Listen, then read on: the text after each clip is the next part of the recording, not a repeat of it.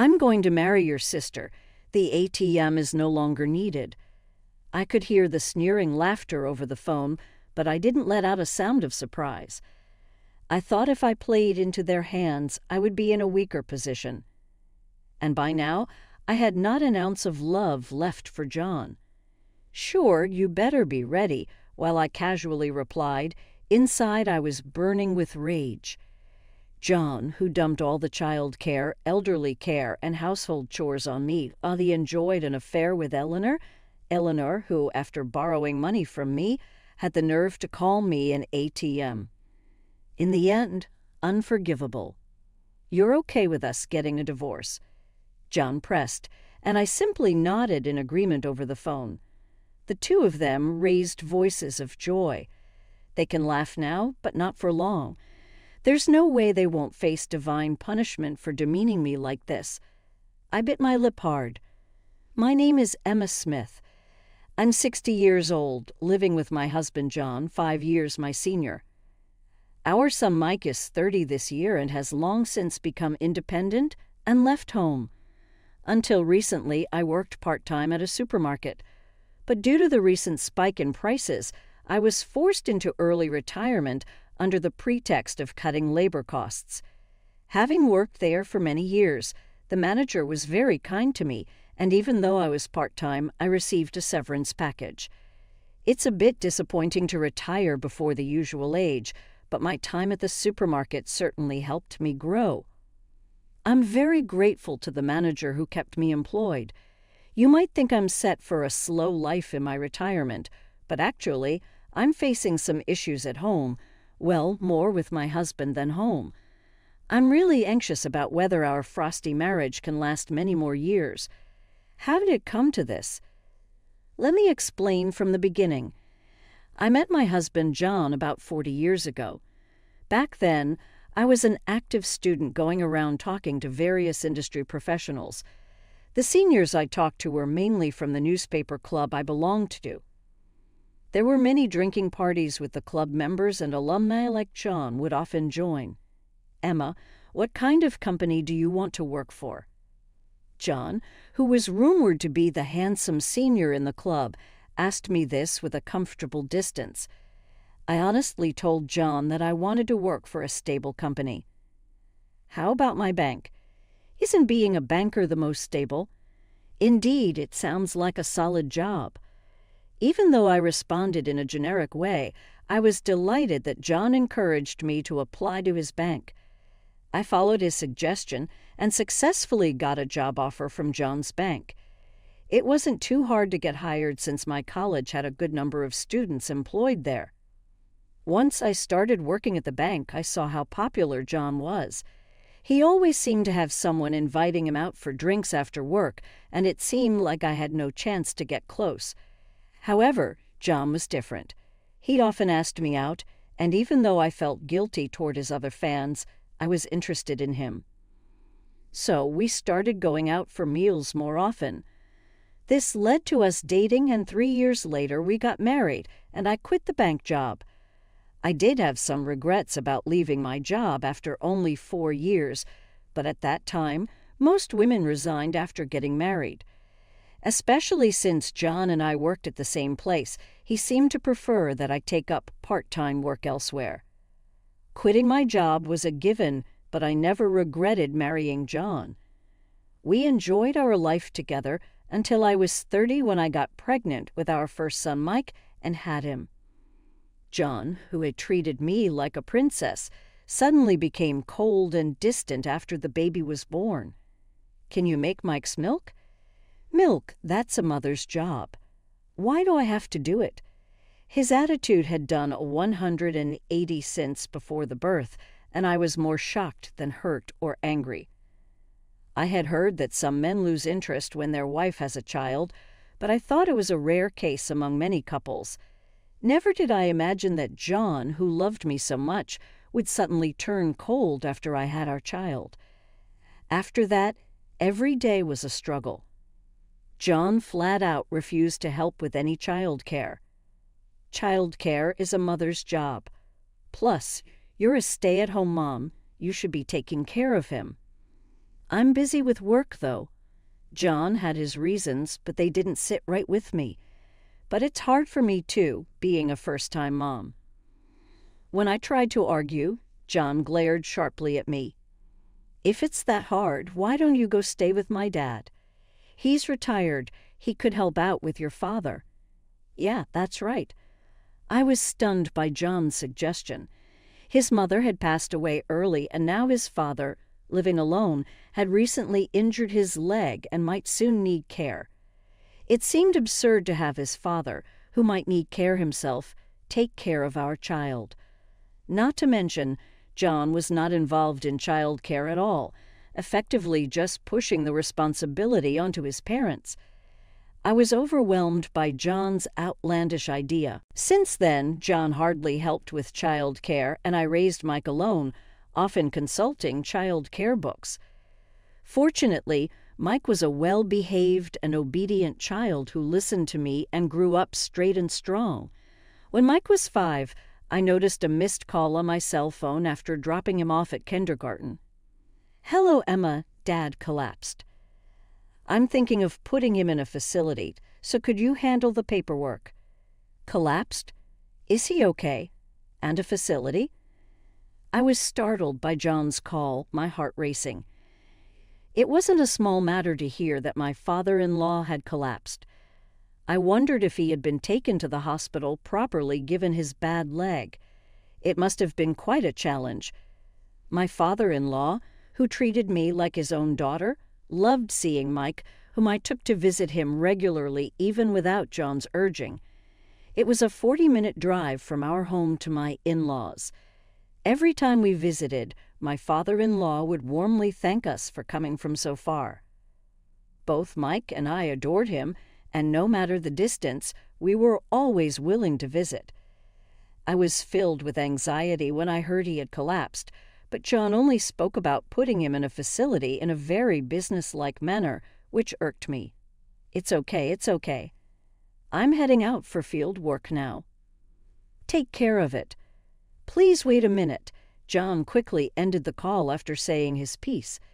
The idea of putting my father-in-law in a facility was unfathomable to me unless it was his own wish. John seemed to have decided on his own to put him in a facility. After much deliberation, I decided to take care of my father-in-law once he got better. When I went to the hospital where my father-in-law was, he had already regained consciousness in his room. He was 70 years old and had been struggling to continue the family farming business. Both John and I had been urging him to rest because of his bad leg, but it seemed he still went out to the fields that morning. "Emma, I'm sorry for causing you trouble." "No, it's okay. Just please don't overdo it." True to form, my father-in-law seemed to have learned from this incident.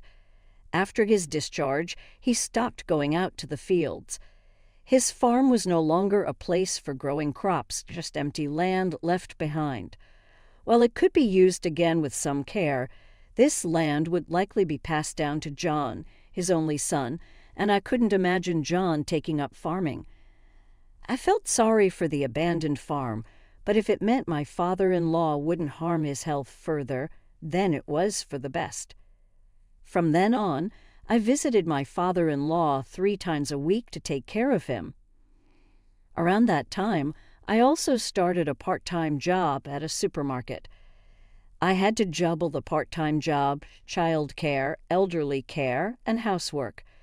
Regarding child care, I switched Mike from kindergarten to daycare, taking advantage of extended care to make time. I worked the part-time job 4 times a week from the morning until just afternoon, and then went to my in-laws' house on days I finished work. After taking care of my father-in-law, I would pick up Mike from daycare before heading home to cook dinner. At first, it was a very difficult and unfamiliar task. As I got used to it, it became somewhat easier. But I didn't realize how tired I was becoming. I was so busy with work and home life that I didn't have time to talk to John. This went on for about 10 years, and by that time I was 45 and John was 50. By then, Mike had grown into a mature middle schooler, often showing signs of rebellion towards me.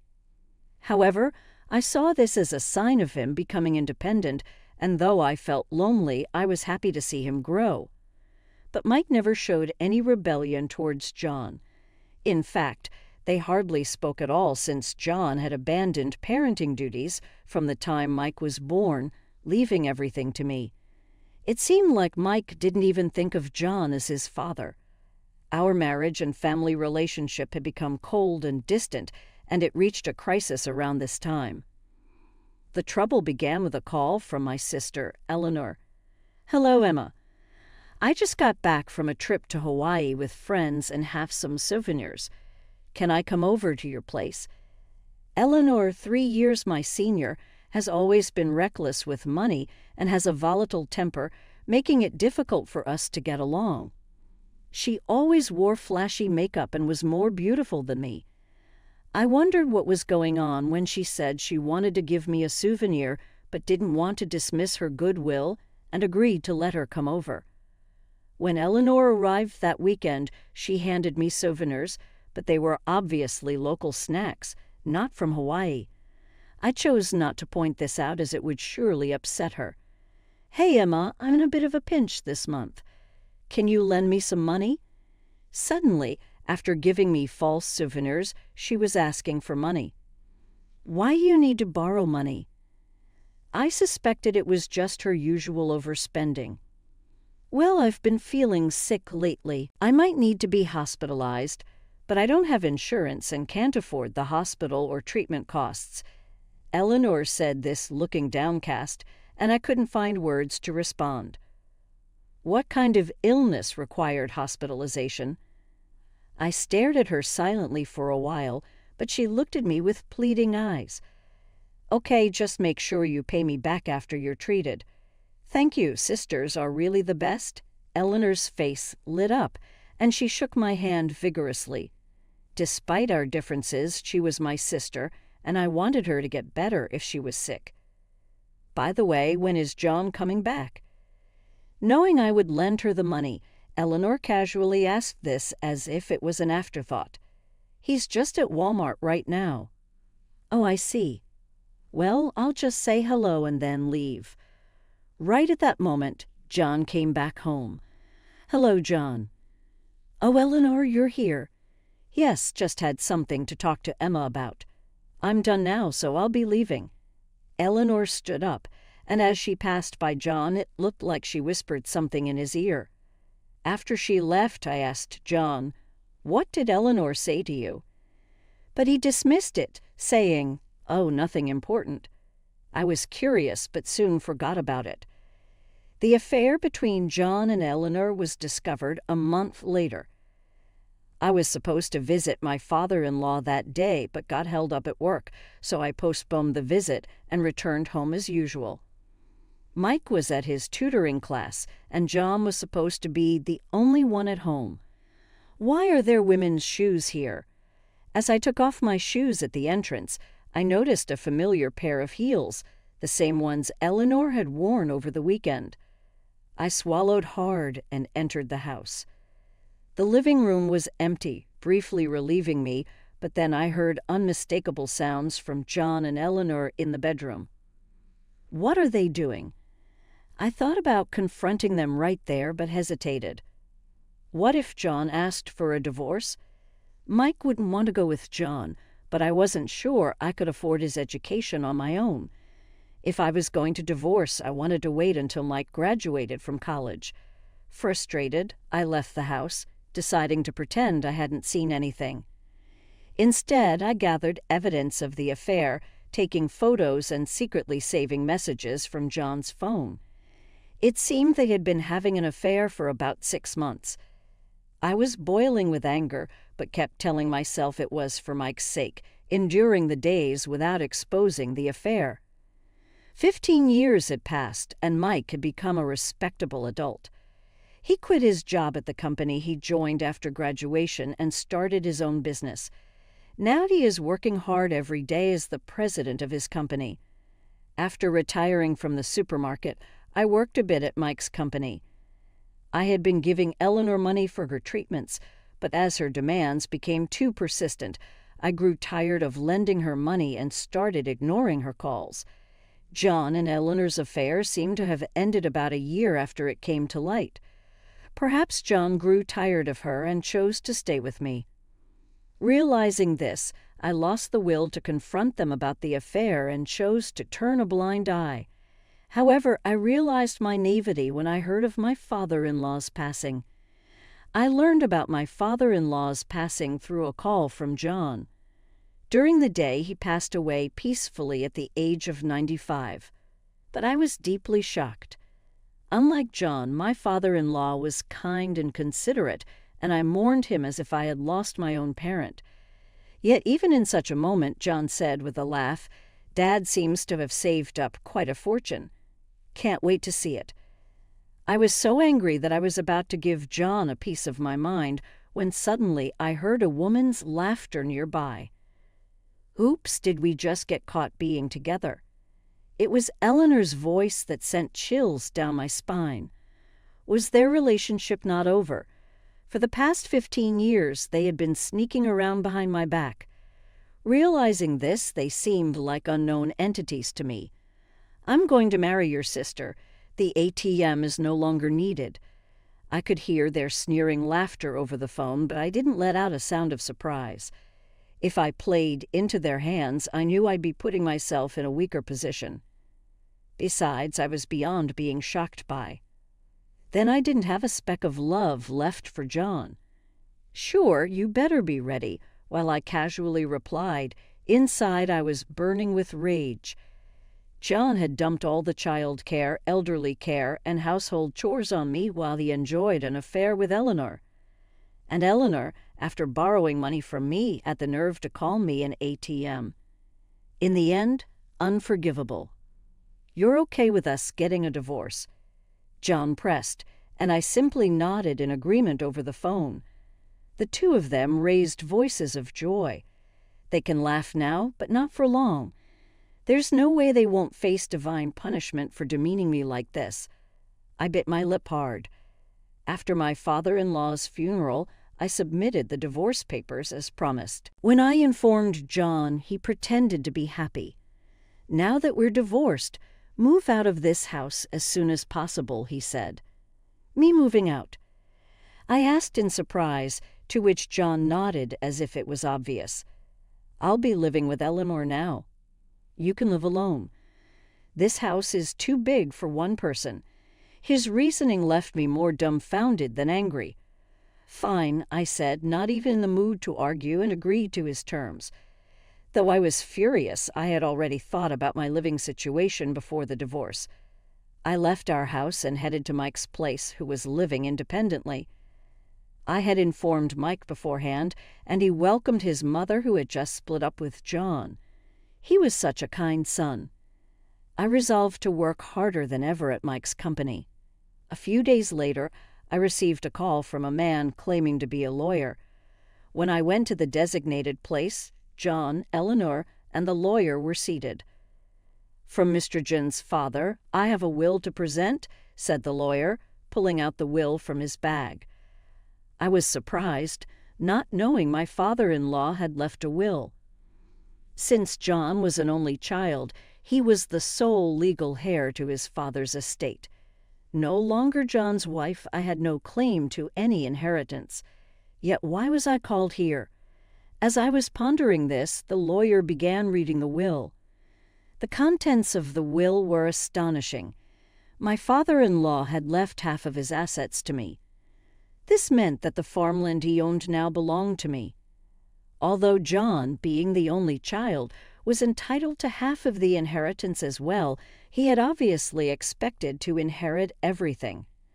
So this was a complete shock to him.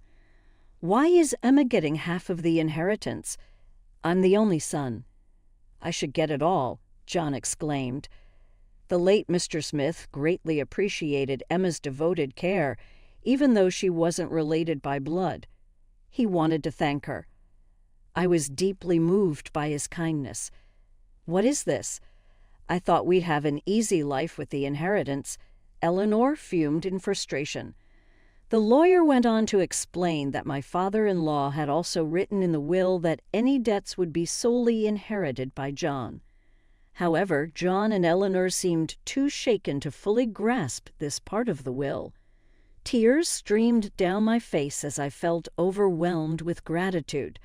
Seeing me cry, John and Eleanor's anger only seemed to increase. The lawyer concluded with a firm tone, "That concludes the contents of the will." Well, I'm not happy about losing half, but at least we still have half of the inheritance. Got to thank the law for that, John said, patting Eleanor's shoulder. Eleanor, seeming a bit consoled, nodded in agreement. "We're done here. We won't have anything to do with you anymore, so take care," they said, laughing loudly as they left. I returned to Mike's house, cherishing the last act of kindness from my father-in-law. Having received the inheritance, I worked at Mike's company without any issues, and 2 months flew by quickly. Then one Sunday, John called me. Mike and I were enjoying a day off at home when my phone started ringing loudly. "John." I froze, realizing it was him. "Why is he calling you?" "You already left him, Mom." "You don't need to answer," Mike said. Despite trying to ignore it, the persistent ringing continued. Annoyed, I finally answered to silence. "John, why are you calling me repeatedly? Didn't you say you'd never involve yourself with me again?" I asked disdainfully. John, seemingly oblivious to my words, blurted out his concerns in a near frenzy. Hey, what's going on? Why are you working at Mike's company, and why is his company on TV? They even showed his house, and it's so luxurious." John's voice, seemingly in a frenzy, came through the phone loud enough for Mike sitting next to me to frown in disapproval. "Ah, you saw the TV show." I realized why John was calling. Recently, a TV station had featured Mike's sports gym, which he had started. It was a new concept combining a gym and a cafe, attracting the station's interest. Since opening the gym, the number of members kept skyrocketing, and Mike, as a young and successful entrepreneur, appeared on the show. Just as John mentioned, they even showcased his house, the house I currently live in with Mike. "What do you mean you guys are living in such a big house?" "Look, Eleanor spent all of Dad's inheritance, and I'm left with his debts." "Damn it, I didn't hear about any debts when the lawyer talked to us." John was yelling on the phone, frustrated. The lawyer had indeed informed us about the debts at the time, but John didn't pay attention. "It wasn't my fault, and I wasn't the one to be blamed." "Well, that's not my problem, is it? It's your responsibility for not paying attention to the lawyer, and you knew Eleanor had a spending habit even before you married her, didn't you?" "I lent her money for her treatment, and she hasn't paid me back." "It's clear now, both you and Eleanor are untrustworthy, betraying people who trusted you," I retorted. John was speechless at my logic, and after all, aren't you the one who cheated? Why should I be the one blamed here? I don't understand at all. After venting my frustrations, I felt somewhat relieved, realizing he couldn't blame me. John suddenly changed his tone to a pleading one. "Emma, please, I'm begging you, just lend me some money. I was supposed to retire this year and receive my pension, but I got fired, and all I'm left with are Dad's debts. Eleanor left me after a fight about money. What am I supposed to do now? You're my only hope. I was wrong about everything. Please, spare some of Dad's inheritance for me. You're living a good life with Mike, aren't you? Think of it as helping someone in need, okay?" The audacity of John begging his ex-wife, who he cheated on, for money was astonishing. Mike, who had been listening to our conversation, looked like he had something to say. I handed him the phone. Mike turned on the speaker and firmly addressed John. "Dad, you betrayed Mom and married Aunt Eleanor, and ever since I was born, you never took care of me. I don't have any memories of playing with you. It was always just me and Mom. She was the one who came to all my school events. That's why I'm helping her now, living and working together. Why should I lend money to a father who never did anything for me? My only parent is Mom. I won't give you a single cent. Mike spoke like a true businessman, decisive and strong.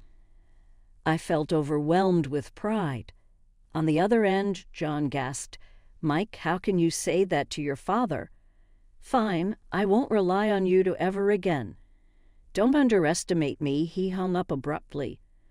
We looked at each other, almost laughing at the absurdity. He comes begging for money and then says he won't involve himself with us. Ridiculous, right? Dad has always been impulsive. As we were discussing John's foolishness, the phone rang again. It was John. Despite saying he wouldn't get involved, he probably wanted to ask for money again. In disbelief, I blocked John's contact. This means that foolish guy can't bother us anymore. "Yeah, thanks, Mom." His thanks seemed to carry not just gratitude for today's events, but also for how I had almost single-handedly raised him. I'm the one who's thankful for being able to have such a good life. No matter how old you get, you're always my precious son. We continue to affirm our familial bond, feeling grateful for each other's presence in our spacious home. A few days later, I got a call from my sister Eleanor. The content was almost the same as what John had said earlier. I couldn't fathom lending more money to Eleanor, who hadn't even repaid what she already owed. In fact, since she hadn't yet paid alimony for having an affair with John, I took this opportunity to successfully demand alimony from both of them through a lawyer. Now even more in debt, the phrase "money is the tie that binds" seemed fitting as they ended up divorcing. It was essentially a marriage that lasted only 2 months. John's situation was even more disastrous than Eleanor's. After all, the negative inheritance he received from his father was too great. My father-in-law had borrowed a lot of money to continue farming alone. It was something I didn't know during the time I was taking care of him. He constantly complained about John. It was tolerable that John didn't continue farming, but his negligence towards Mike and not even visiting his parents' home was unacceptable. He was also furious about John's attitude towards me, and I always had to calm him down, saying it's okay. Given how upset my kind father-in-law was, John must have been a terribly irresponsible son. When they lived together, John, buried in negative inheritance, lost his severance pay due to being dismissed for misconduct. I heard through the grapevine that John, in an attempt to pay off his debts, tried to embezzle money from the bank he worked at. If he had just worked quietly until the end, he would have received his retirement money. But John, blinded by the money in front of him, was truly foolish. Now he's receiving a pension and juggling about 3 part-time jobs to pay off his debts. Starting a new job at 65 and being taught by younger people must be a blow to his pride. Having worked as a banker for many years, a rookie part-time job involves a lot of menial tasks. I doubt John, who never took care of housework, childcare, or caregiving, can endure such work. He'll probably give up soon. I think it's a fitting punishment for John, who neglected his son's upbringing and had an affair with Eleanor for so long. I hope he keeps at it until the end. As for me, I'm still happily working at Mike's workplace. The staff who are about my age are very kind to me. It's a workplace that's always filled with smiles, which I believe is why we have so many customers. Mike recently got engaged to a girl a year younger than him at work and introduced her to me. She's a very sensible and lovely young lady, well respected by everyone at work. I was planning to move out of the house when they married, but she suggested we live together. I'm grateful for her kind gesture and looking forward to our life together as a family of 3.